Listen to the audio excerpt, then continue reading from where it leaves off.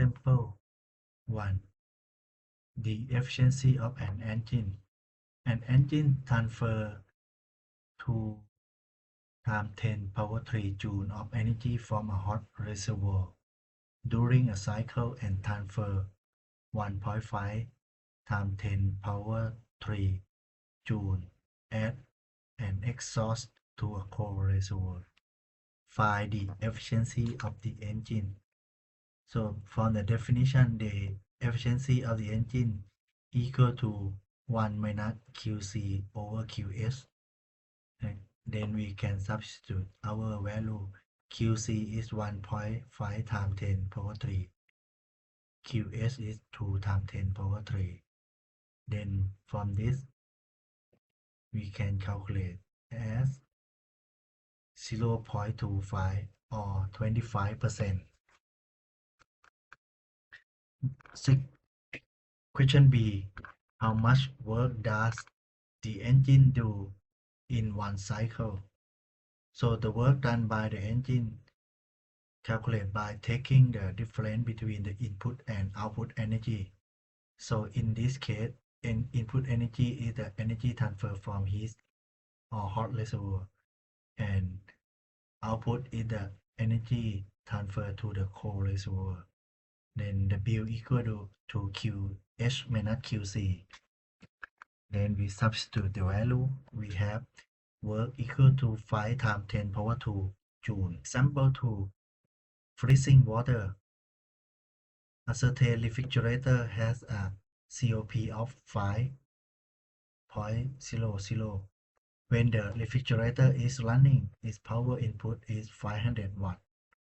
A sample of water of mass 500 grams and the temperature 20 Celsius is placed in the freezer compartment. How long does it take to freeze the water to ice at 0 Celsius? Assume all other parts of the refrigerator stay at the same temperature and there is no leakage of energy from the extruder. So the operation of the refrigerator results only in energy being extracted from the water. So what does this mean? So the concept, we want to know how long does it take to feed the water to ice. It means how much the energy we have to remove from the water with mass 500 grams at the temperature 20 Celsius to cool it down to water at 0 Celsius, and then we feed water 500 grams at 0 Celsius into ice at 0 Celsius. So this is the idea. We have to calculate the power, the energy, and then calculate how much the power for the refrigerator use. Then it can calculate for the time. So for the general information, the power is equal to work divided by time. Then time equal to work divided by power. So time in our case, the work done on the heat pump is the heat extract from the water. Then time equal to heat from cold reservoir divided by power. In this case, it's a power times the coefficient of the process. As I said, the power in this case related to the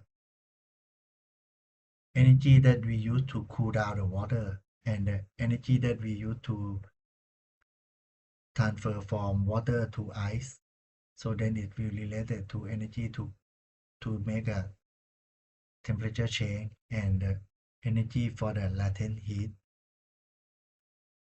for mass m.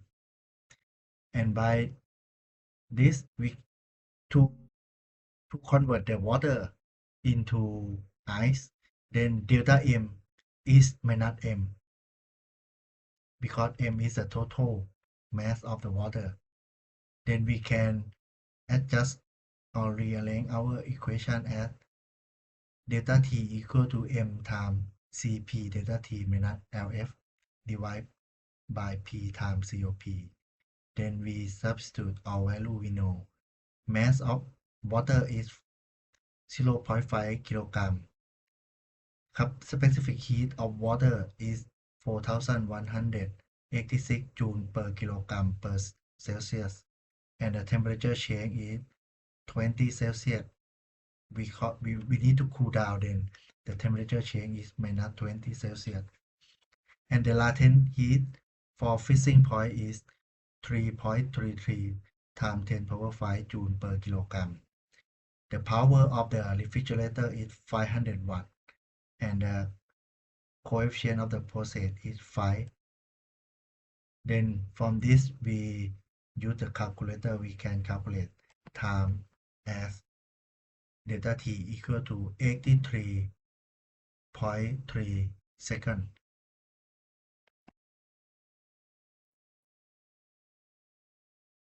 Sample 3.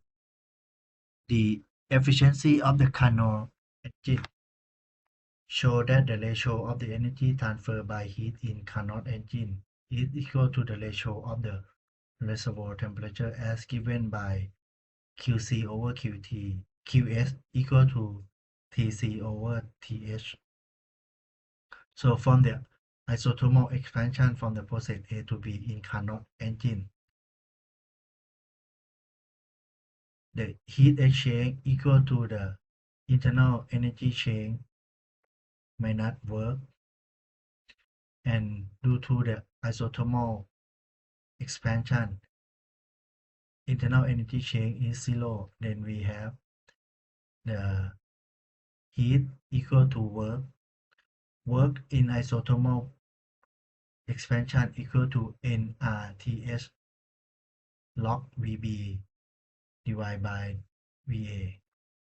And from the isothermal compression from C to D, we have similar idea, but in this case the reservoir is cold temperature and the internal energy change is 0, and work is equal to nRTC log VC by VD.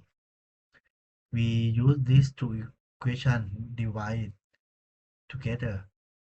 So QC divided by QS, we have NR is cutting out. We have TC over TS times log VC divided by VD divided by log VB over VA.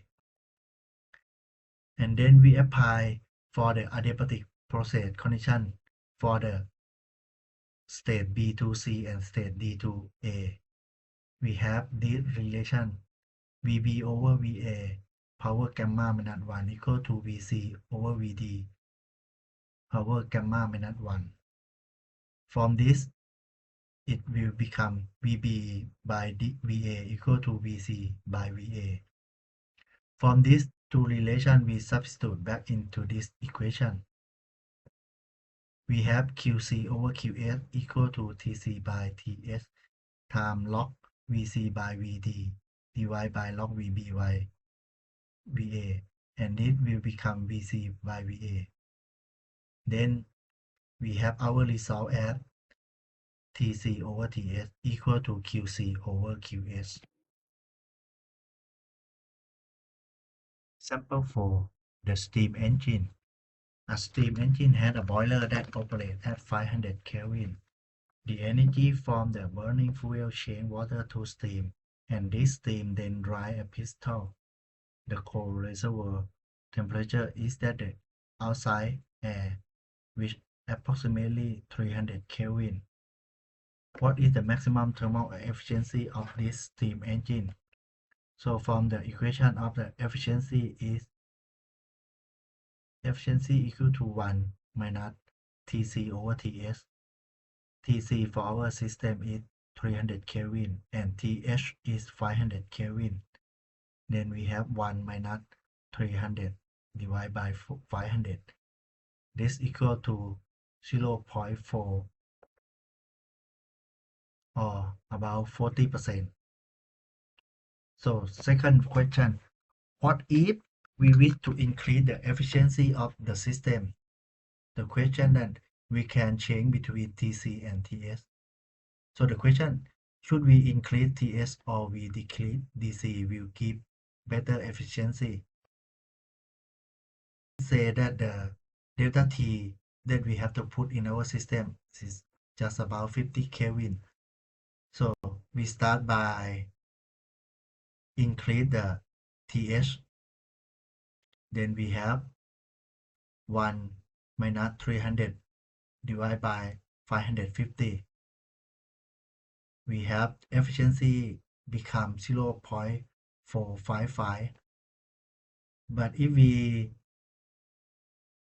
decrease the core temperature by 50 Kelvin, we have efficiency equal to 1 minus 250 divided by 500. From this, we have the efficiency is 0.5.